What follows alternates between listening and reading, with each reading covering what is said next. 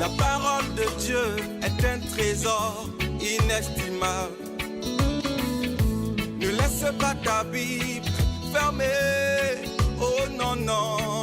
Lis-la, médite-la, nourris-toi. Lis-la, médite-la, nourris-toi. Bonjour. Il n'y a pas 36 possibilités, comme on dit. Ou bien tu te tiens d'un côté, ou bien tu te tiens de l'autre. Et il faut choisir. Et ceux et celles qui prétendent qu'ils n'ont pas le choix sont dans l'erreur. Bref, d'un côté, la vie est considérée comme un combat, comme une lutte. Ou bien alors, de l'autre côté, la vie, on la voit et on la reçoit comme un cadeau. En fait, il n'y a pas d'alternative. Il n'y a que ces deux façons opposées d'envisager la vie. Ainsi, on peut considérer la vie comme une lutte. C'est la vision de notre société contemporaine. La vie est un combat à tous les niveaux, avec pour seule règle la loi du plus fort et la quête du plaisir, du pouvoir et de l'argent. Il s'agit donc d'avoir de hautes ambitions et de jouer des coudes pour les réaliser, ces ambitions, être le meilleur, accumuler et gravir les échelons en s'efforçant d'avoir aussi du succès. Et tant pis pour ceux qui sont parmi les perdants, puisque, de toute façon, dit-on, tôt ou tard, nul n'échappera aux griffes de la mort. Alors, autant, comme le dit le verbe à la mode, autant profiter pendant qu'on le peut. C'est là une vision cynique et absurde de l'existence, vous en conviendrez. Maintenant, nous dit la Bible, inversement, on peut considérer la vie comme un don, comme un cadeau. Tout ce dont on a besoin nous est offert, et nous savons par qui cela nous est donné, nous dit l'apôtre Jacques dans sa lettre. Ne vous y trompez pas, écrit-il en effet, tout don excellent et tout cadeau parfait descendent du ciel, ils viennent de Dieu. Et Dieu ne change pas, lui qui a voulu lui-même nous donner la vie par sa parole qui est la vérité. Alors, en conclut Jacques, nous sommes, d'une certaine façon, au premier rang de tout ce que Dieu a créé.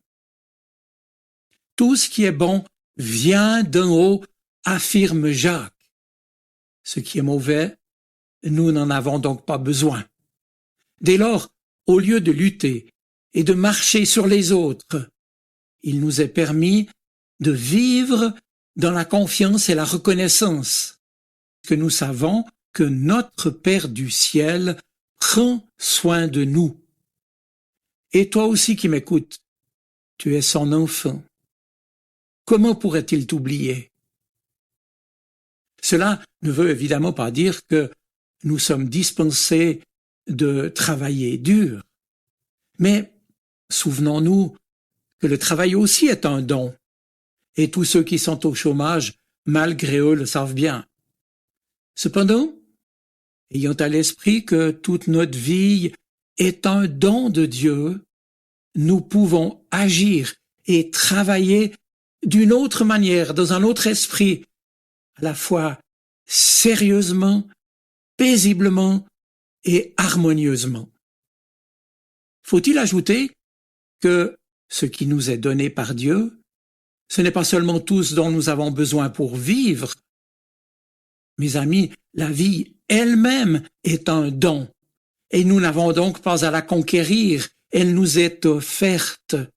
Et pour nous le faire comprendre, en Jean chapitre 15, Jésus a dit « Je suis le cep et vous êtes les sarments ». La vie qui circule à travers les sarments est un don du cep. Alors, pourquoi voudriez-vous produire votre propre vie, nous demande Jésus. Et il nous rappelle ainsi que notre vie est cadeau et nous dit-il en conséquence à chacun de nous, ouvre-toi à moi, reste relié à moi, alors je te donnerai ma propre vie.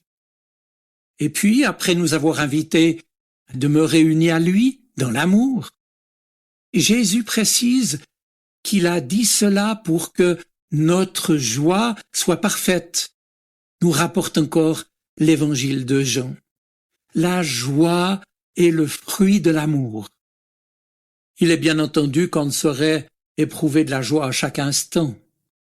Tristesse et peine peuvent être parfois prédominantes à certains moments difficiles. Et pourtant, il est toujours possible de faire de la joie l'attitude foncière de notre vie, qui est cadeau de Dieu.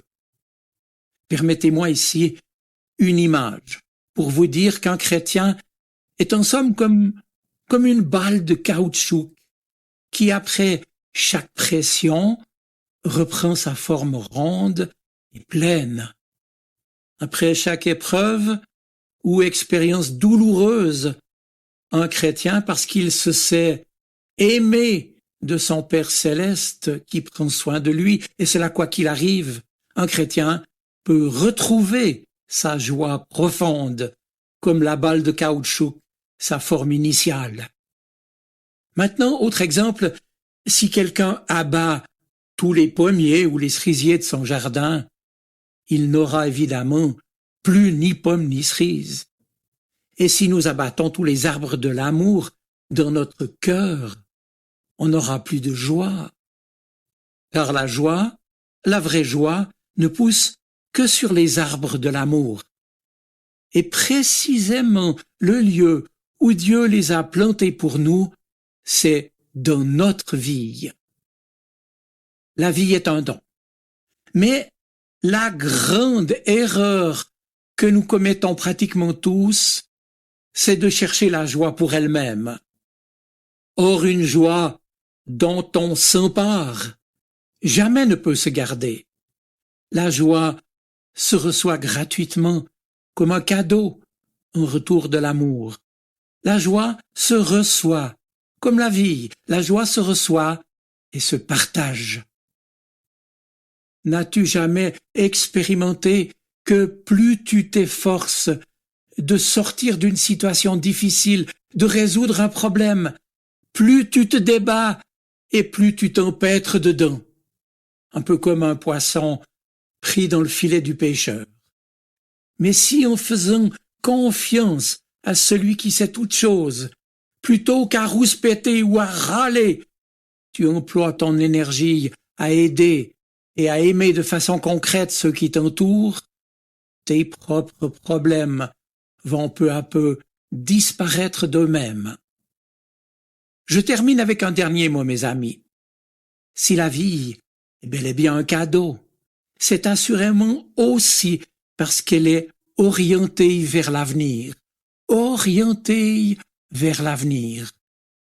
La mort n'est pas la fin de tout pour un chrétien, mais il voit en elle la porte donnant accès à la vie indestructible que dès cette terre, le Dieu de Jésus-Christ nous réserve auprès de lui.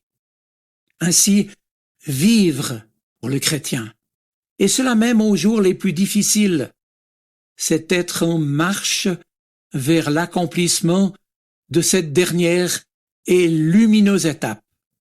Le chrétien, en fait, ne pense donc pas tellement à la mort, mais c'est pour la vie qu'il s'engage, car il se sait en chemin vers une vie toujours plus abondante.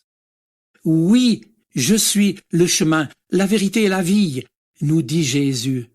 Nul ne vient au Père que par moi. Notre foi chrétienne est foi en la vie, en sa vie. Nous avons choisi notre côté et notre cheminement terrestre ne vise qu'à nous ouvrir toujours plus à la vie, cadeau de Dieu qui, un jour nous le croyons, s'épanouira en plénitude éternelle. Je vous souhaite une bonne semaine. Soyez bénis. Amen. La parole de Dieu est un trésor inestimable. Ne laisse pas ta Bible fermée, oh non, non.